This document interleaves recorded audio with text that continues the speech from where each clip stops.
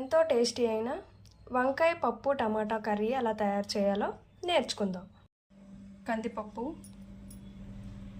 పోపులు, టమాటో, ఎండుమిర్చి, onion, main ingredient వంకాయ, పచ్చిమిర్చి, ఇంకా వెల్లుల్లిపాయలు. మెయిన్ ఇంగ్రీడియంట్ చింతపండు. ముందుగా స్టవ్ వెలిగించి దానిపైన కుక్కర్ పెట్టుకోండి. కుక్కర్లో ఇప్పుడు మనం బాగా క్లీన్ చేసుకున్న పప్పుని ఫస్ట్ వేసుకోవాలి. దీనికి సరిపడా వాటర్ని కూడా పోసుకోవాలి. దీనిలో పచ్చిమిర్చి,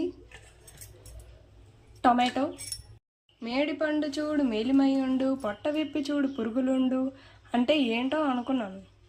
చాలా అందంగా ఉన్న వంకాయ లోపలికి పురుగులు ఎలాగ వెళ్తున్నాయో నాకు ఇప్పటికీ అది తెలీదు. వంకాయలు కూడా యాడ్ చేసుకోవాలి. విశ్వదాభిరామ చూసి కొయ్యరా మామ. ఇప్పుడు దీనిలో చింతపండు కూడా యాడ్ చేసుకోవాలి.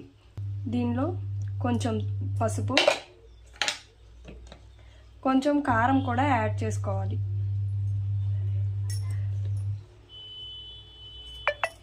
దీనిలో కొంచెం ఆయిల్ కూడా వేసుకుంటే కొంచెం వేగంగా కుక్ అవుతుంది అన్నమాట. ఇది కూడా యాడ్ చేసుకుంటున్నాను.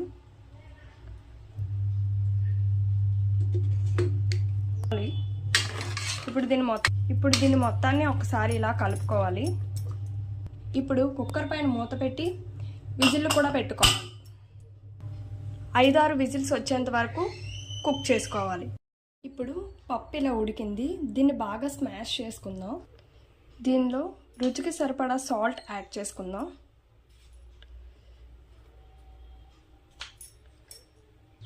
ఇప్పుడు తాలింపు కోసం స్టవ్ పైన కళాయి పెట్టుకొని అది హీట్ అయినాక దాంట్లో కొంచెం ఆయిల్ యాడ్ చేసుకోవాలి.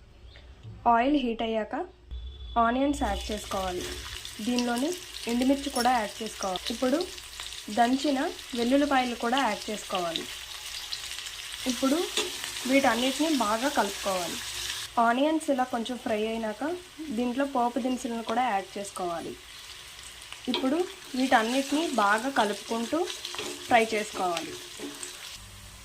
ఇలా ఫ్రై అయిన ఆనియన్స్లో సాంబార్ పౌడర్ని కూడా యాడ్ చేసుకోవాలి.